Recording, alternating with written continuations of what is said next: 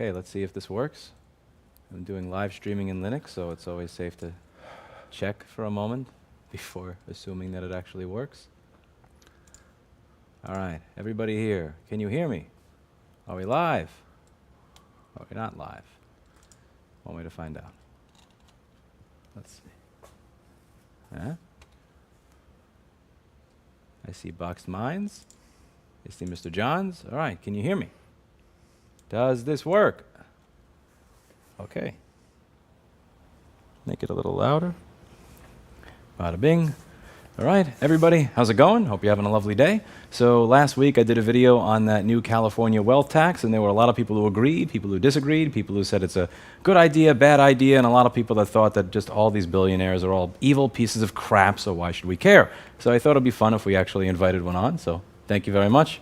So I'd like to introduce Aaron Wolf. He runs an organization called Futo here in Austin, Texas.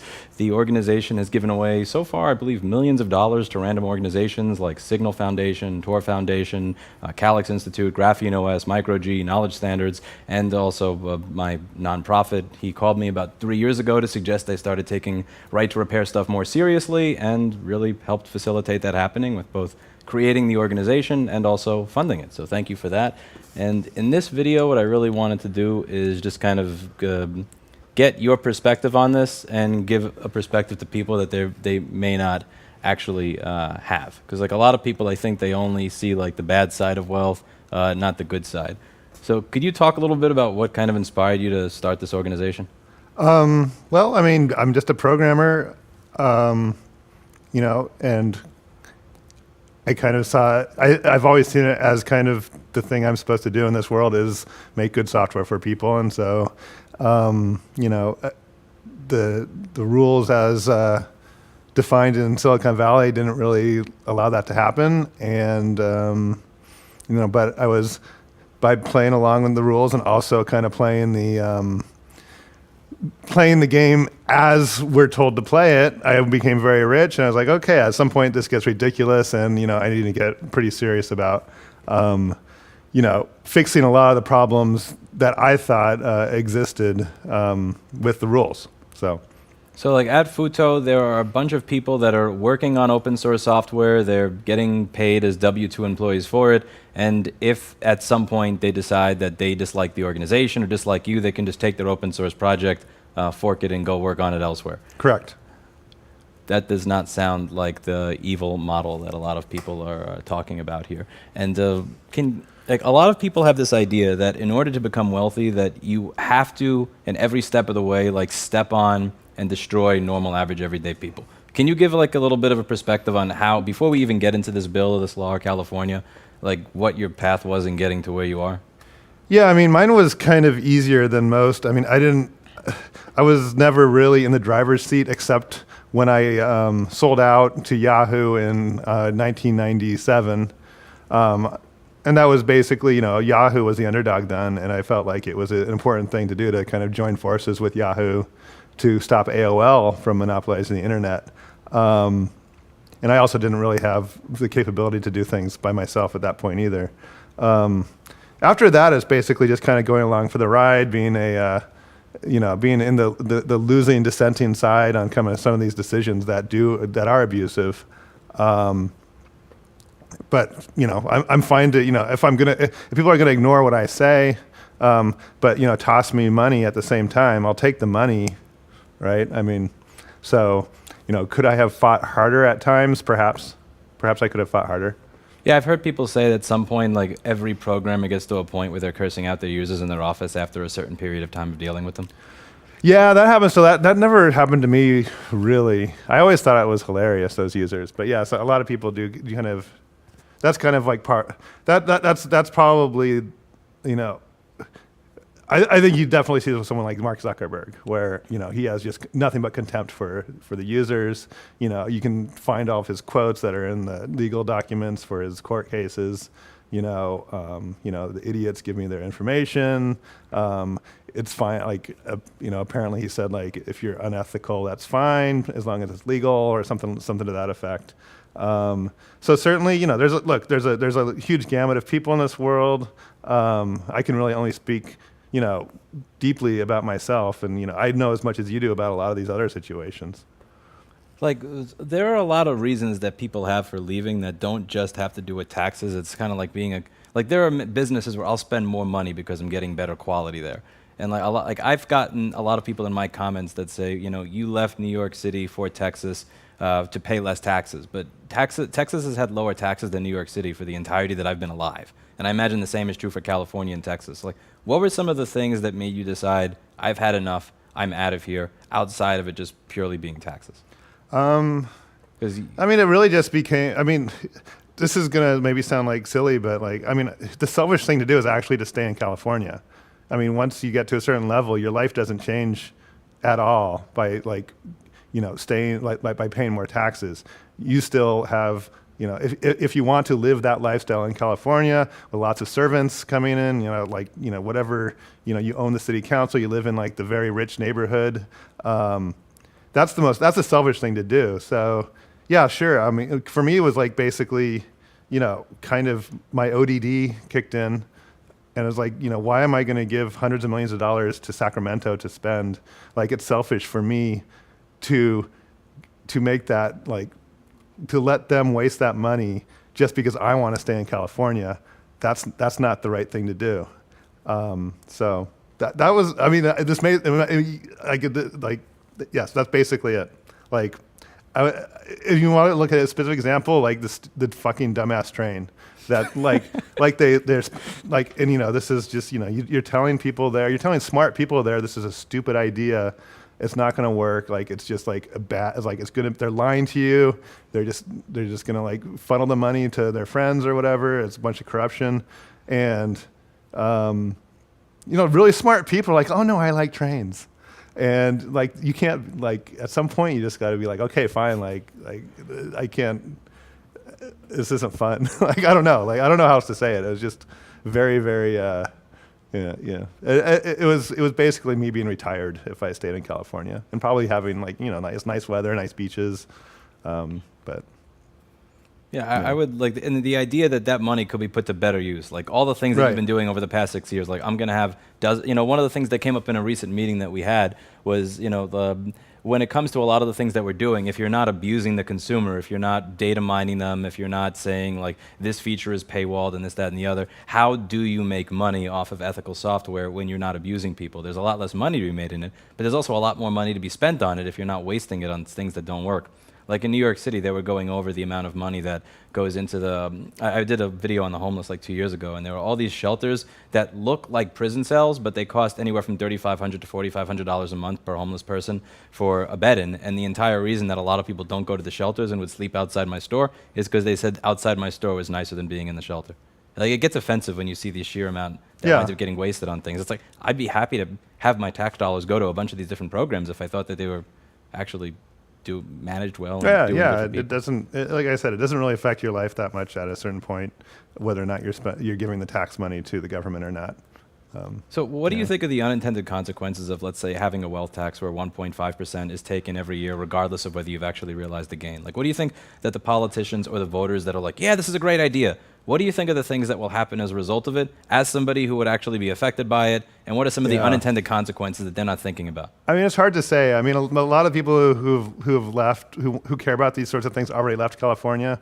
The selfish people are still there. The selfish people who are like, fine, I'm just going to pay the taxes, and like, I might know this sucks, they're still there. Or they've convinced themselves that the government's doing a great job and spending their money well. It's not really a huge difference if there's like a wealth tax or just a high income tax. Like, there's inflation, you have your money growing, you're spending, you're losing a percentage of your wealth every year by staying in California, kind of no matter what you're doing. Maybe more people will leave. I don't know. Like, it's hard to say. It's hard to say.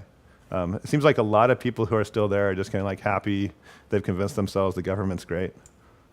Would you support higher taxation if you believe the government wasn't corrupt and properly spent your money? Yeah, you look at some of the great, like the Apollo program or something, like those are great, achievements that can only really be done by big government. And so, if we had that kind of those kind of projects, I'd be very happy. Yeah. Let's see. Let's see if we have some good questions.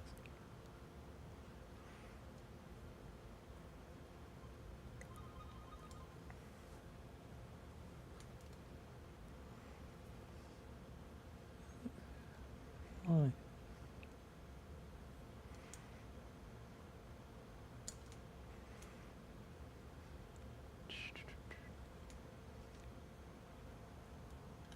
Where are my bigger tables, Lewis? In the other room. Yes, I have small chairs and tables. What was the last straw for you? Like this, I mean, for me, I mean, it's kind of, there wasn't, the one last straw was just, I was like, I'm renovating a house. I got a nice piece of land for my dog, and we're going to put a house on it. And then I had to get kicked out for like while the house was getting built. And I was like, oh, I'll go live in Austin while the house is getting renovated. And then, and maybe I'll just stay in Austin. And I decided to stay in Austin when that happened. I remember there was one day. It wasn't really anything more than just like a life circumstance.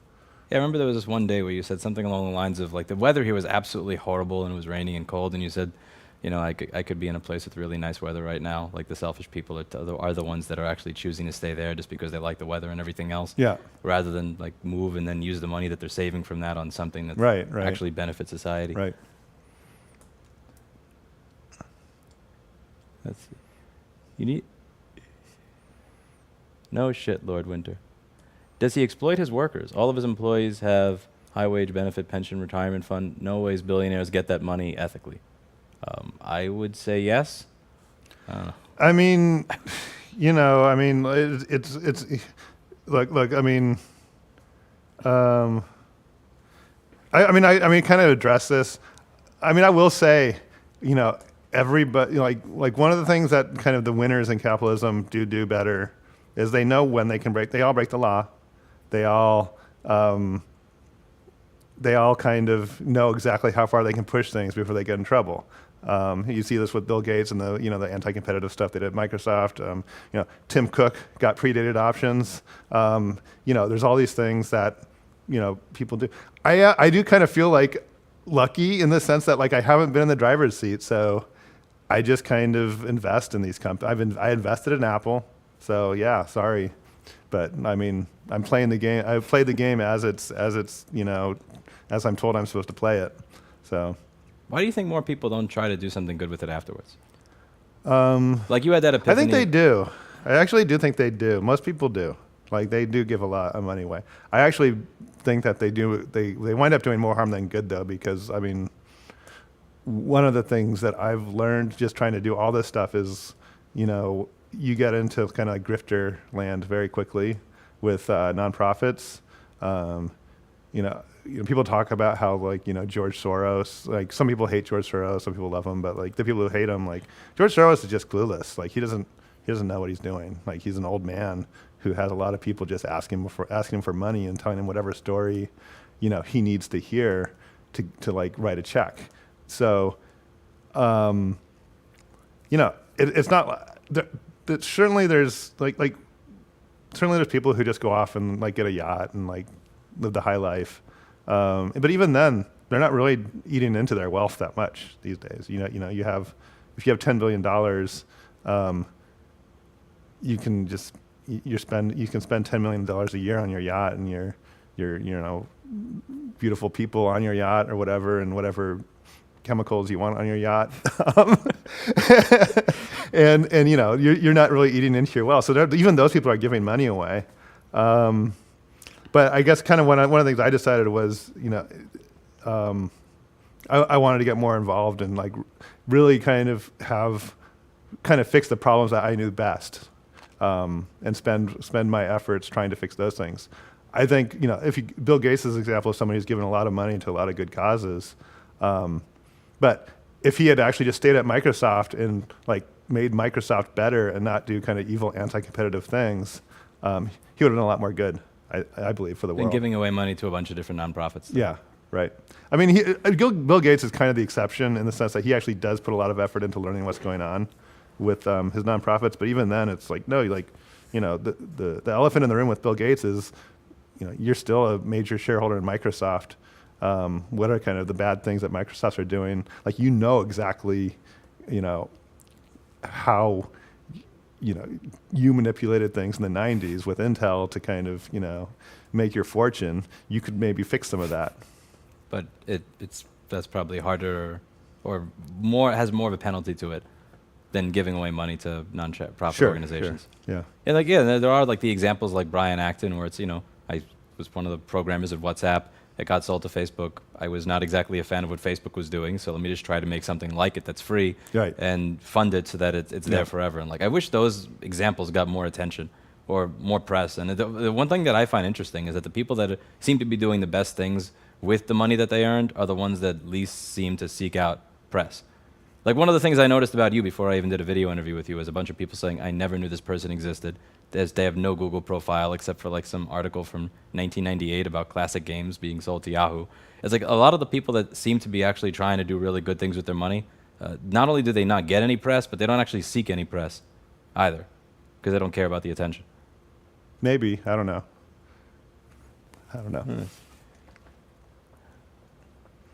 Let's see. I hope you get more billionaires like this. We probably won't. PVC is this private equity venture capital designed to divorce founders from companies. Oh, you want your own company? Cute, is what they say. Yeah, one of the things that's interesting is one of the primary tenets of anything that you give money to is don't sell out to a larger organization. Right. And I've heard you tell people, like, come to me before somebody, like, you sell out to a larger organization. But the whole idea is not to build something that just winds up getting sold to Facebook and being put on a shelf somewhere and not actually used, but to continue programming. Right.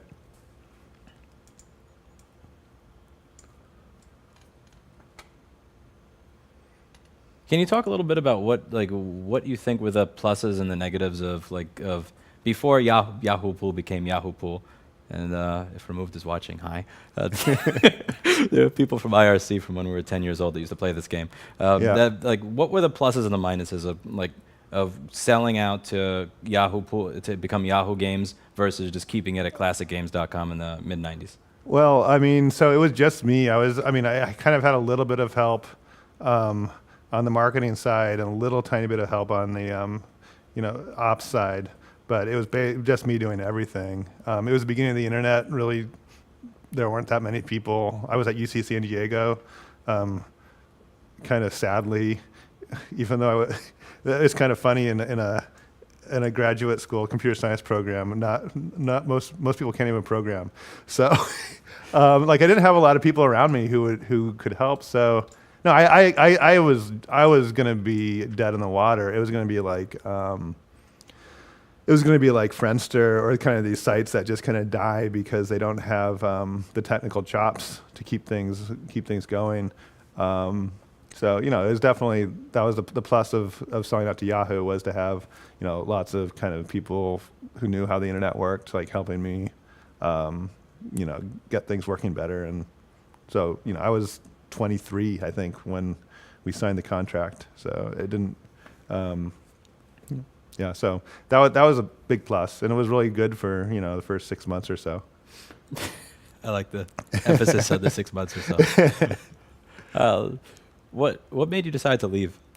Because you go from saying that the CEO of Yahoo had kill AOL on their license plate, which there are many people watching that's probably too young to understand why AOL sucked, but people my age and older will understand why AOL sucked and the way they were going for a closed internet. But how'd it go from that to? I mean, it was honestly, so it was 2004 when I left, and at that point in time, we actually had Google, biting at our heels with the "do no evil" mantra. They let people bring their dogs to work, all sorts of cool. They were recruiting engineers well. To me, I'd like to say oh, Yahoo is evil and I had to quit. No, it was basically just I don't like Google was beating us. Google was beating us. There was a lot of denial from the executives at Yahoo about that. I kind of left just as hey, if you guys want to put me in charge of at least put me in charge of games. I think that was kind of my ask was if you want me to stay, put me in charge of games. That's all I would want. And they couldn't even do that. They were that dysfunctional. and the rest of the company was just completely like Loserville. So That kind sucks. of like a combination of there were many things that would have kept me there, and none of them happened. If that makes sense. That So, sucks that yeah. they wouldn't put you in part of they wouldn't allow you to be in charge of the project that you brought to the company. Yeah, it was bizarre. I mean, it was a bizarre company. Is there some, as a new Texas resident, is there something that you think the Texas government wastes money on, like oil subsidies? Yeah, I actually been here since late 2015, and I don't, I don't know. I don't follow the local government enough. I feel like I'm a refugee or an exile who's been accepted by this great state, and I'm thankful for that. And I don't get too critical. I kind of do like that Austin is always fighting with, the state government. So the city of Austin is always fighting with the state government here, which I think keeps them from fighting with the people too much, as much as they do in California. Or New York? Yeah. That's. Would you? Okay, this is a harsh comment. Billionaires bail as soon as they see the writing on the wall and don't think they owe the commons anything. Just like their companies, they flee taxes because of greed and legal ability. That's it. Yeah, that's probably true for the most part. Which part is true? I mean, the billionaire. I mean, everybody. They're just selfish. They're just looking out for themselves. Yeah. What about you? I don't know. Maybe I'm a little different. I don't know. Because of the pig? Yes, because of the pig. I Because noticed I the Roger listen to Roger Waters. Now, Roger Waters is a great example of the kind of the hypocrisy that you get from all these people, right? He's probably worth $100 million or something, and he spends all his time screeching about this stuff. My favorite. When we Yeah. went to that concert 3 or 6 months ago, and he said something like, it's because people don't talk to each other anymore. All these problems could be solved if we had people talk to each other. And you yelled out, "When's the last time you talked to David Gilmour?" Yeah, right. Yeah, he actually had David Gilmour erased from all the memorabilia. Like it was like Joseph Stalin style. Yes, like, no the David Nikolai Gilmour Yesov shit. anywhere. That was weird. Do you think if enough people leave, that California will change for better or for worse? I don't know. It doesn't seem. I mean, you look at places like Italy or something, right? Italy's beautiful, beautiful weather, and the government sucked there forever, and it's considered like a shithole in Europe, even though it's beautiful. And I feel like, and it's been like that for decades, in Italy. Like, why would California escape Italy's fate? I don't know. Probably not.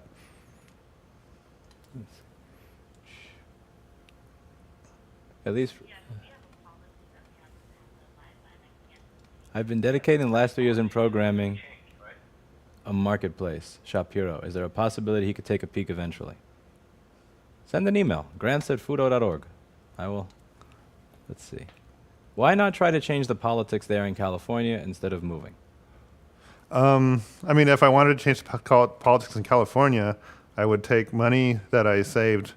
I would leave California, take the money I spent or I saved, not writing checks to Sacramento, and funding political action committees in California. So I could do that much more effectively outside of California if I wanted to do that.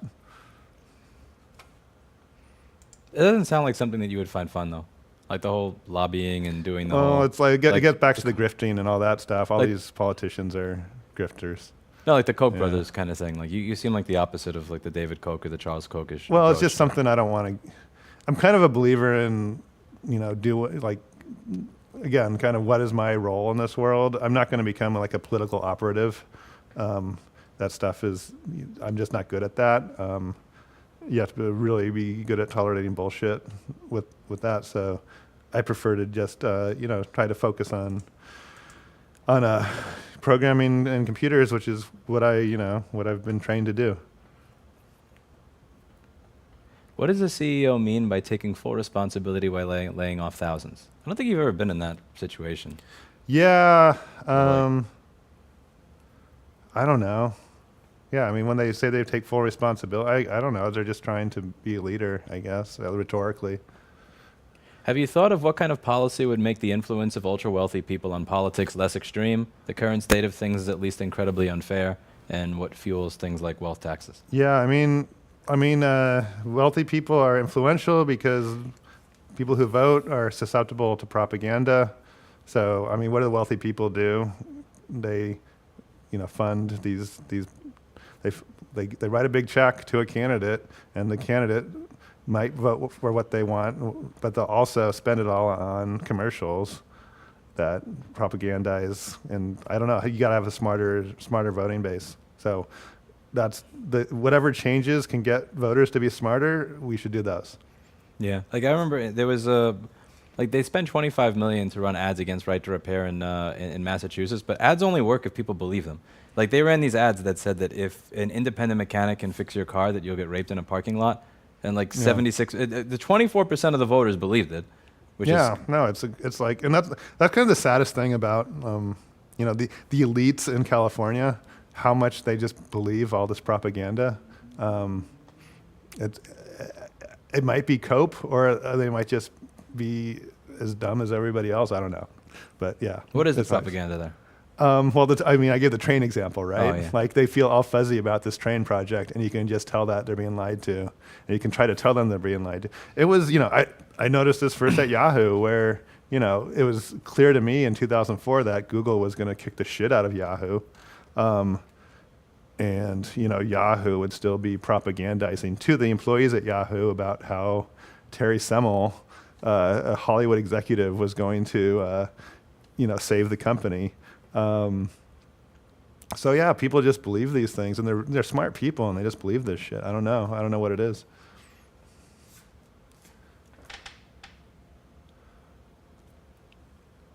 In Sweden, we have what I call a wealth tax in all but name. The entire value of your stock holdings is taxed every quarter. Doesn't matter if you sell anything. It's optional, but most choose it. Wait, how is that optional? I don't understand. Like, who would choose? I don't understand why you would choose that. That sounds weird. Let's see. What do you think of Gavin Newsom's anti-gas car ban? Yeah, it's probably not a good idea to be micromanaging things that much. Do you think there's a deeper reason behind California chasing wealthy people or businesses away?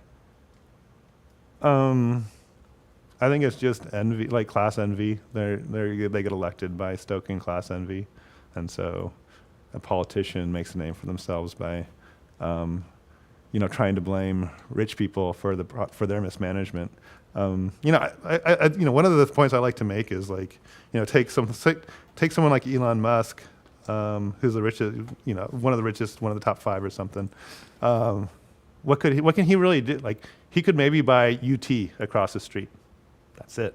Like, okay, so he can buy like one college campus, and he's the richest person in the world. Like, billionaires don't have the budgets of these state institutions are just huge.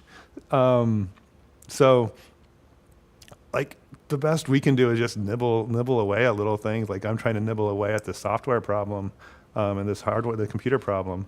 We were talking on the phone with somebody the other day who was an engineer at a high-ranking company. I'm not going to say the name but he was talking about somebody who tried to make an alternative Android phone and how they had wasted away like somewhere between $200 or $300 million. And it's surprisingly easy to screw things. It's very hard to do something right, but it's surprisingly easy to waste insane amounts of money in screwing things up, right? And like actually have nothing to show for it. Like actually put $200 or $300 million in and just have it just go into a black hole. And California will spend $300 million on 20 feet of rail in the middle of from Merced to Bakersfield. Sounds like nobody Hawaii, even needs. When I visited Hawaii, my ex-girlfriend said, don't ask anybody about the rail. And I fucked up and I did, and you could just see like the seething rage in their eyes, knowing that their tax dollars went to this thing.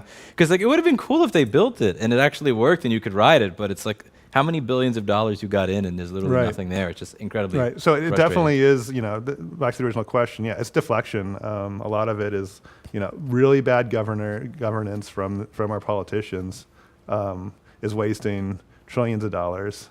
And, let's try to blame, a billionaire has 1/1000th of $1 trillion. So, I mean, it's just nothing you can. Yeah, like New York City's budget is something like $90 to $103 billion a year. So that's like 1/100th of you. Right. It's like, okay, so are there any government social nets that you think don't suck or that they should employ more of that you would not feel are a waste? These days, I don't think there's. I don't know. I don't see much these days. I mean, I always kind of say like it would be nice to have a glass bottle infrastructure.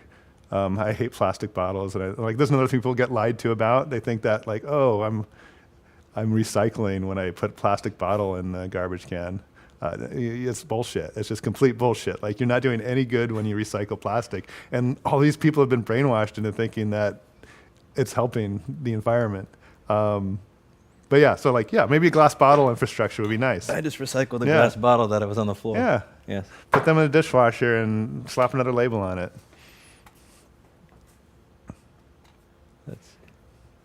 Elon bought an entire social platform. Yeah, but that's the thing. Like, he spends, what is it, like 1/3 of his entire net worth now on like a text website. I mean, if you count, I mean, it depends on how you count. If you want to, you know, did Tesla stock get hammered because he bought Twitter? Probably. So he probably spent like half his net worth on it. I thought it was amusing that as a stockholder, you were also cheering on the Twitter thing, and like, as it was like. It's you know, look, at some point it's just, you know, you're kind of detached. You get a little detached.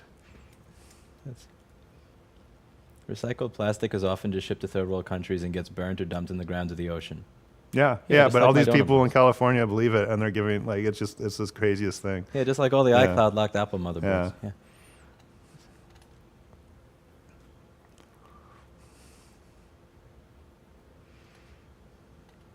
Norway introduced a wealth tax recently, and there was a billionaire leaving every week. I don't even understand why Norway has any taxes as the government is rich and makes a fortune off of oil. All right, do we have any interesting, good closing questions before I finish this out and get on with the rest of my Saturday? Let's see.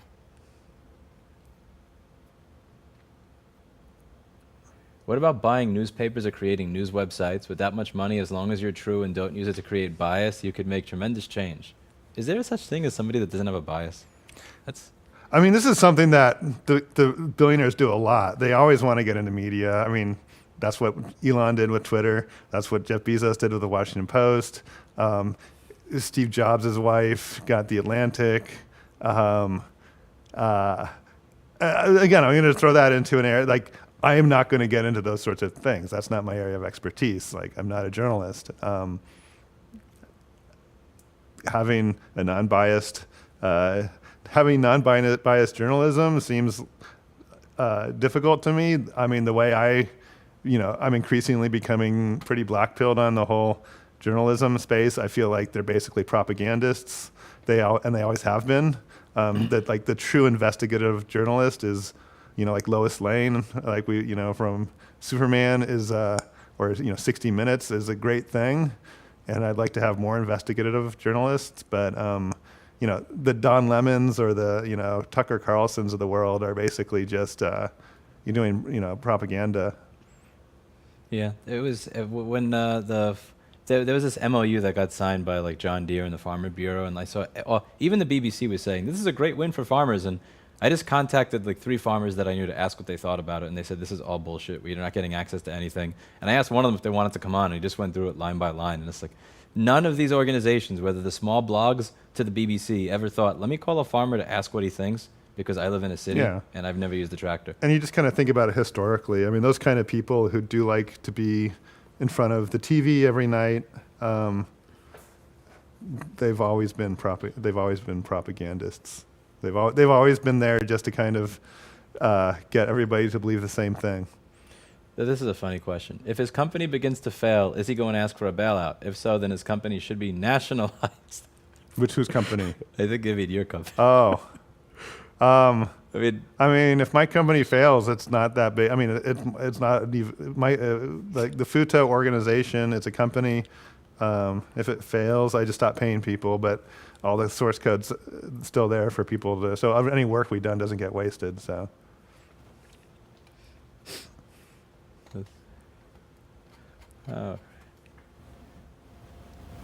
Is there any idea on how to promote or educate regular people that smaller government is the way to go? The less the government does, the better it is for everyone, says Moran. Yeah, I don't know. I hope I wish more people would realize that. Yeah. That's okay. Well, I'm about out of questions. That's about it. Thank you for taking the time. Thank you.